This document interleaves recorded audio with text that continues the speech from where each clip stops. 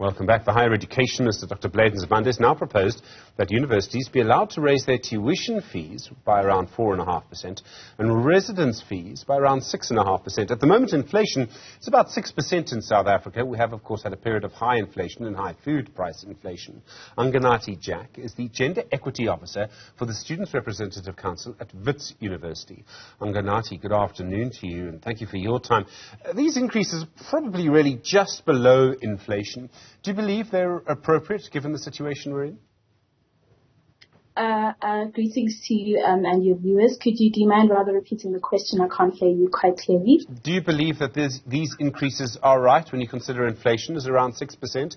Has the Minister got the right figures by allowing tuition fees to be increased by 4.5%? I'd rather like to believe that the Minister has... I'm rather concerned that the figures that he's referencing or rather encouraging institutions to increase tuition is largely uninformed because when you look at the fact that even currently now as an SYC member, the registration process is extremely frustrating because NSFAS students that were funded, particularly in the previous year, are being blocked for registration because NSFAS hasn't cleared the fees. Okay, I know NSFAS has problems with the fees. Do you oppose the increase in the fees that the Minister has proposed? Yes, largely I rather oppose the fees, the increase in the fees that the Minister is suggesting, because you need to then question yourself that how are students going to be able to, or rather when you look at the demographic of students, who are students funded by? And when you look at these institutions and when you look whether it's universities or TVET colleges, a large amount of them are funded by NSFAS, or even if they are self-funded, it is rather because that they form part of the missing middle. And the increase, then you need to start questioning whether their parents or their guardian salaries are actually increasing. And when you actually even look at the tuition fees at all of these institutions, it's ridiculous, to put it in the most blunt way. So I understand how difficult it must be and how difficult it is. On the other side, universities have to fund themselves. The money has to come from somewhere, and inflation does exist. So, I mean, shouldn't they be allowed to increase fees, especially if tuition fees are below inflation? I think that the problem then becomes whether are we now treating education as a commodity? Because in as much as the institution needs to be able to have revenue in order to ensure that certain parts of the institution are up and running and buildings are renovated, then we also then need to question, are these buildings actually being renovated or are rather properly maintained? For an example, at a Wits institution, or rather at Wits, a pure example, there's always construction happening at Wits, residence, or even at a university level when it comes to lecture halls and etc. But you find that students are paying 80,000 rands for living at a residence in a single room, but you find that the plugs don't work, that the generators aren't working, and even sometimes that there's no water in these residences. So the problem then becomes, sure, you can increase the fees, or rather increasing the fees, but then students need to receive the value for their money.